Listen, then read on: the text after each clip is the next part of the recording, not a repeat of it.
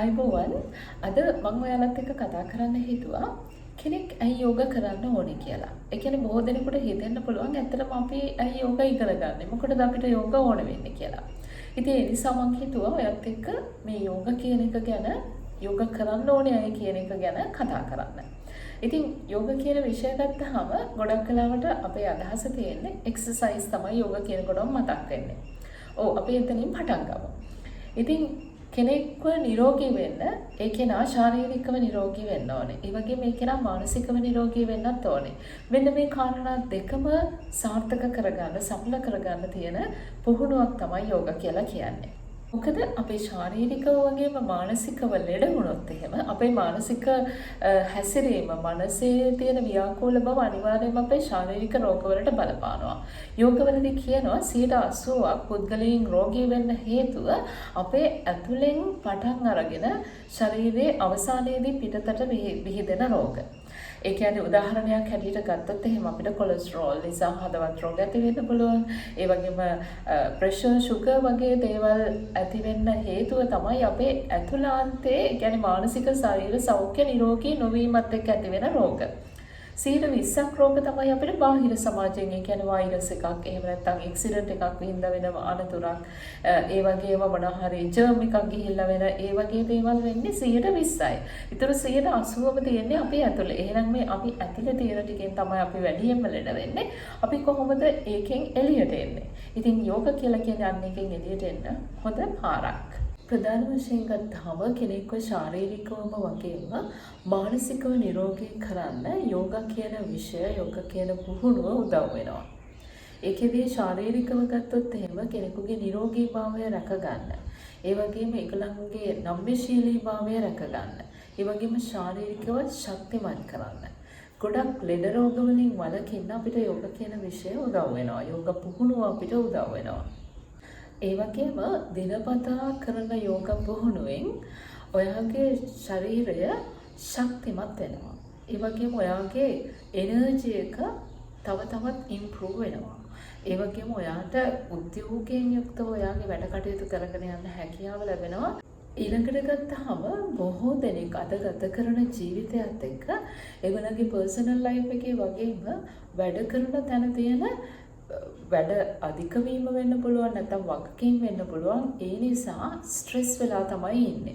මේ මානසික ආතතිය අවම කරගෙන ශරීරය වගේම මනස බැලන්ස් කරගෙන සමබරතාවයෙන් යුක්තව දේවල් කරගෙන යන්නත් අපිට මේ යෝග කියන පුහුණුව උදව් වෙනවා.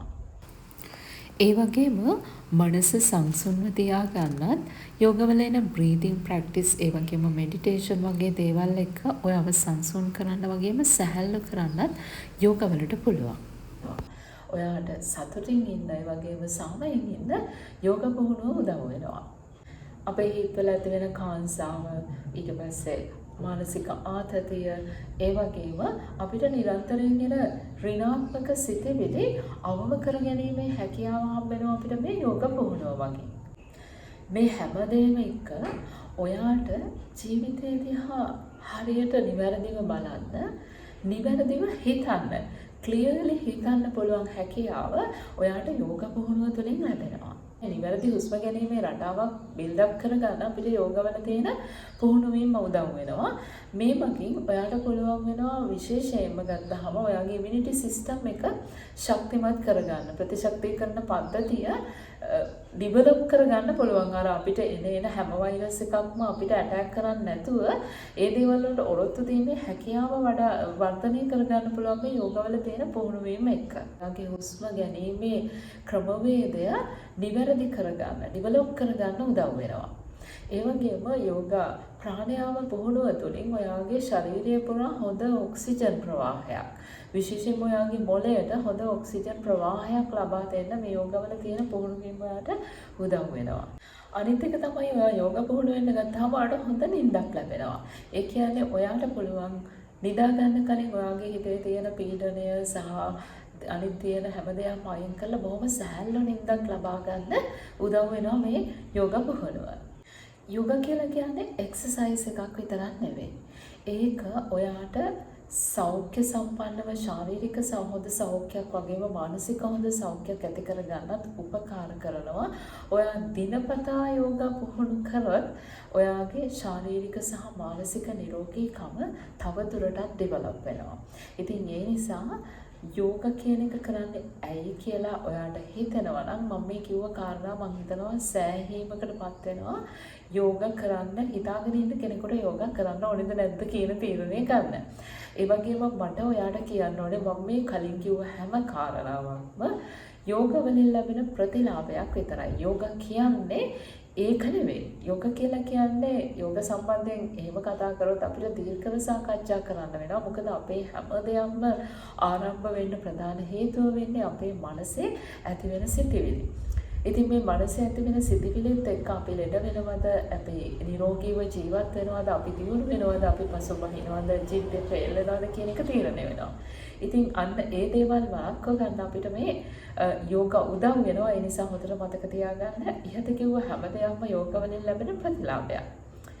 යෝග කියලා කියන්නේ ඇත්තටම ෆිලොසොෆි එකක්. ඒක මීට වසර ගණනාවකට ඉහත අතීතයේදී ජීවිතේ විමුක්තිය හොයපු මිනිස්සු ඒ විමුක්තිය හොයාගෙන ගිය එක මාර්ගයක්. ඒ කියන්නේ එක කොටසක් විතරයි මේ එක්සර්සයිස් කියලා කියන්නේ. ඒකට තව අංග 8ක් තියෙනවා.